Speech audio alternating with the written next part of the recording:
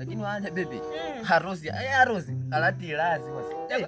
Nakwambia babe, so ama nizo jisko kaichola. Siku zimefika. Unajua nini?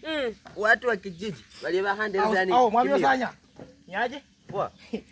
Unaweza ngina hapa kembira. Hata mwanzo jana. Tulia kwanza ni. Tumekuwa tunapangia mambo na harusi yetu. Sasa mbona unakuja kuinterfere kwa stories zetu? Huyu pia kwa mambo ya harusi. Akachula kule analeta visa ale bie. Kwani unakurera chindu. Kama pera kwanza na kurera kimikombe la kurera kwa wingi. Kwa wingi kombelo. Yaani bego kuna hata mwenye analeta chindu kweli. Mnaenda niyo kwanza discuss. Tulio bwana. Vera samwefu muno. Vera mwefu muno bwana. Muno aba ni waluya. Ugali. Tutapiga ugali. Yaani bego kwa watu analeta sufuria mtu analeta. Wakati.